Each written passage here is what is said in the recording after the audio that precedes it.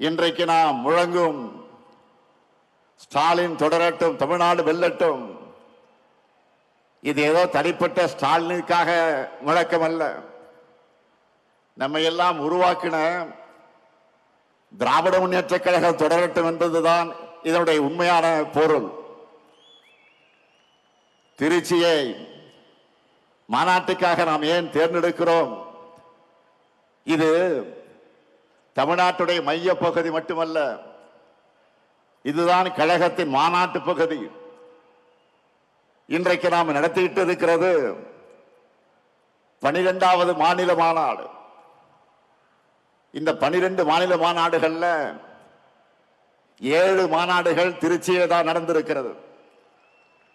1956 2வது மாநில மாநாடு, 1990 6வது மாநில மாநாடு, 1996 8வது மாநில மாநாடு, 2006 9வது மாநில மாநாடு, 2014 10வது மாநில மாநாடு, 2021 11வது மாநில மாநாடு, இதோ இப்போ 12வது மாநில மாநாடு. ஈரோடு தந்த பகுத்தறிவு புரவலர் தந்தை பெரியார் மாளிகை கட்டி வாழ்ந்தது இதே திருச்சியில தான். தனித்தனி இயக்கம் நடத்திய போதும் கொள்கையால் ஒருபோதும் பிரியாத தந்தை பெரியாரும் பேரறிஞர் அண்ணாவும் வெவ்வேறு வழக்குகளில் ஒரே சிறையில் இருந்தது இதே திருச்சியிலே தான். ரயில்வே சந்திப்பின் ஒரு முனையில் தந்தை பெரியாரும் மறுமுனையில் முத்தமிழக தலைவர் கலைஞரும் இந்தி எழுத்து அழிப்பு போராட்டத்தை நடத்தினதும் இதே திருச்சியில தான். கள்ளக்குடி போராட்டத்தில் கைதான தலைவர் கலைஞர் சிறையில் அடைக்கப்பட்டதும் இதே திருச்சியில தான். அப்போ 1953 கை குழந்தையாக இருந்த என்னை என்னுடைய அன்னையார் தயாளம்மையார் அவர்கள் கொண்டு வந்து தலைவர் கலைஞர்கிட்ட காட்டினதும் இதே திருச்சியில் இருக்கக்கூடிய சிறையிலே தான்.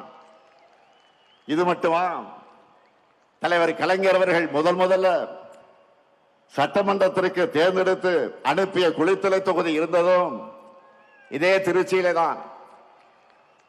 அடுத்து பேரறிஞர் அண்ணாவுடைய மறைவுக்கு பின்னால் தலைவர் கலைஞர் அவர்கள் நமக்கு 50 முழக்கங்களை தந்ததும் இதே திருச்சியில தான். அதனாலதான் சொல்றேன், திருச்சி என்றாலே திருப்பம், திருச்சி என்றாலே எழுச்சி, திருச்சி என்றாலே உணர்ச்சி, திருச்சி என்றாலே மகத்தான வெற்றி.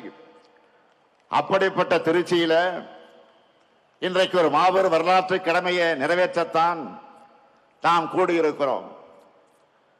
1956 இதே திருச்சி மாநாட்டில் தான் லட்சக்கணக்கான தொண்டர்கள் வாக்களிக்க கழகம் தேர்தலில் போட்டியிட வேண்டும் என்ற முடிவை பேரறிஞர் அண்ணா அவர்கள் எடுத்தார்கள். அது நடந்து 70 ஆண்டுகள் ஆகியிருக்கிறது.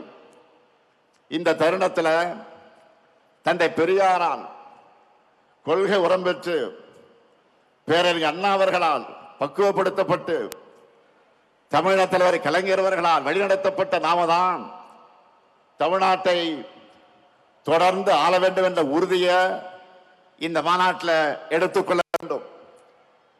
இந்தியாவிலேயே முதல் மாநில கட்சியா நம்முடைய கழகத்தை ஆட்சியில் அமர்த்தினார் பேரறிஞர் பெருந்தகை அறிஞர் அண்ணா அவர்கள்.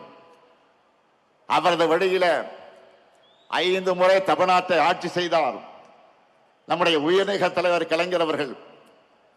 ஒரு நீண்ட இடைவெளிக்கு பிறகு 10 ஆண்டுகள் கழித்து உங்களின் ஒருவரான என்னுடைய தலைமையில 6வது முறையாக ஆட்சிக்கு வந்தோம். இப்போ 7வது முறை மட்டுமல்ல, இனி என்னாலும் கழகம்தான் தமிழ்நாட்டை ஆளணும் என்ற சூழ்நிலைக்குத்தான் இங்கே கூடியிருக்கிறோம். இதுதான் நம்முடைய கடமை. அனைவருடைய பெருங்கடமை. இது எதற்காக சொல்லுகிறேன் என்று கேட்டால், நான் முதலமைச்சராகவும் சில பேர் அமைச்சர்களாகவும் பல பேர் எம்எல்ஏ ஆகவும் சொல்லுகிறோமா? இல்லை. நம்ம தமிழினத்தை காக்க தகுதியும் திறமையும் உழைப்பும் கொண்ட ஒரே படை நம்முடைய கருப்பு சிவப்பு படைதான். நமக்குன்னு ஒரு மாபெரும் வரலாறு இருக்கிறது. நமக்கென்று ஒரு லெகசி இருக்கு. தமிழை காத்தவர்கள் நாம், தமிழ்நாட்டுக்கு பெயர் வச்சவங்க நாம், நம் மாநிலத்தை எல்லா நிலையிலும் உயர்த்துறவங்க நாம். இப்ப கூட தமிழ் மண்ணுக்கு காவல் அரணா இருக்கிறவங்க நாம தான். தமிழ்நாடு நம்மை நம்பித்தான் இருக்கு. நாமும் தமிழ்நாட்டை நம்பித்தான் இருக்கிறோம். அதற்காக திராவிட முன்னேற்ற கழக ஆட்சி தொய்வில்லாமல் தொடரணும். அதற்காக நாம உழைக்கணும். அதற்காகத்தான் சூழலைக்கணும்.